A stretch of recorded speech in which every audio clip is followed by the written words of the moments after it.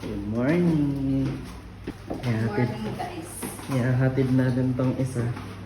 May rehearsal ng 2 AM. Aga-aga. Time check. What time is it? Pakita mo sa phone. It's 1:06 It's a.m. 1:06 AM. Baka di pa ikaw maniwala. Hatid ko lang siya sa may McDo. Doon sila magkikita. Tapos ako, kakain ako. Kasi na-miss ko yung chicken. Yun. Naglalakad na kami papuntang McDo. Bakit? Kalog. Baliw. Na-miss ko yung chicken ng McDo. Dali naman na, Diyos ko. Asas pipikitan ko na naman yan. Ayan, tapos ko na silang samahan. Sumakay na sila. Pagka na ako sa McDo. Burger na ako. Walang rice ang ano dito, manok. Yung order natin. Big order na. Stay here. Tapos. Wow. Ano tayo? Hintayin natin yung burger. Grabe ang lamig. Let's go. Ito na lang ako sa dulo. Lamig kasi doon. Tapat na tapat sa aircon. Lord, thank you for the food. Maraming sa lahat ng blessings.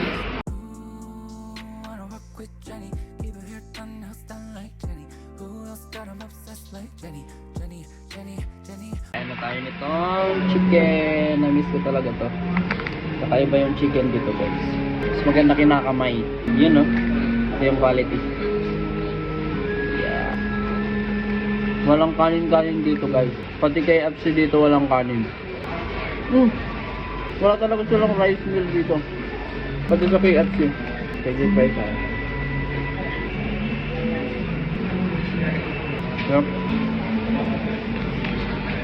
Init.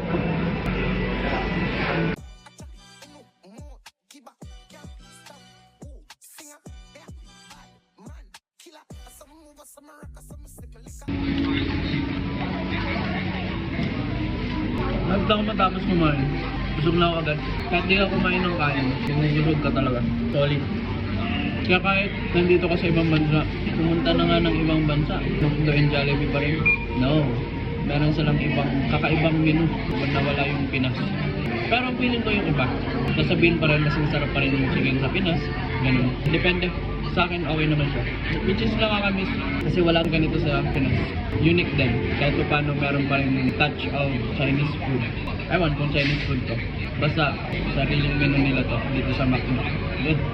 Guys, pauwi na ako. Maglalakad na ako. Kasi, it's morning already. Bye everyone. Thank you so much for watching.